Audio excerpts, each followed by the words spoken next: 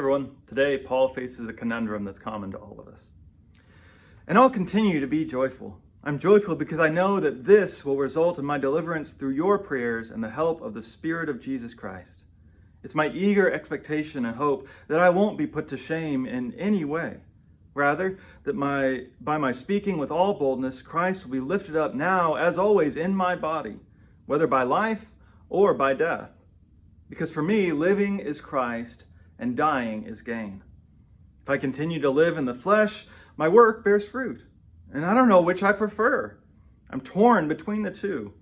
I want to leave this life and be with Christ, for that is far better. But for me to stay in the flesh is more important for you. Since I'm sure of this, I know I will stay and remain with all of you to help your progress in the joy and faith, and to increase your pride in Christ Jesus through my presence when I visit you again.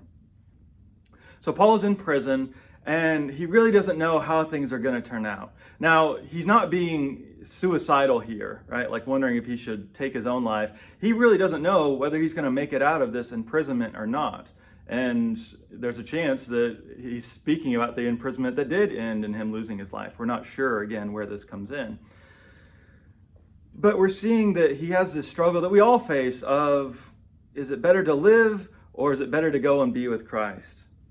You know, if the goal of life, the goal of this life is just to get to heaven, why not die right after baptism, right? Just stay under the water a little bit longer. I remember having some of these conversations when I first became a Christian, right? You're just going to mess it up and possibly jeopardize your salvation, so why don't we just get baptized and go be with him then? But it's important to see that that is not the goal. The goal of life is not just to get to heaven. That's a way that we've misconstrued even what he talks about in this letter of being citizens of heaven. Now, of course, Paul acknowledges that being with Christ is better. Of course it is. I mean, I don't know how your day is going or your year is going. I know I would much rather go and be with Christ than have to deal with all of this stuff. Life in this world is hard, and Paul recognizes that. But he also recognizes that there's more to it than that. The spiritual life is not just about you or me. It's not just between me and Jesus. It's about one another. And so he recognizes that even though it would be better to go and be with Christ, or that would be nice, I guess, it's ultimately better that he stays so that he can bless other people. Again, he doesn't fully have a choice in that matter, but that's what he feels would be best. To live is Christ, even if dying is gain, right? If we're alive, we can be Christ to the people around us, even when it's hard, even when it requires self-sacrifice. He says living is Christ because that's what the mind of Christ calls us to in this life, to give of ourselves, even when it's difficult, for the sake of other people.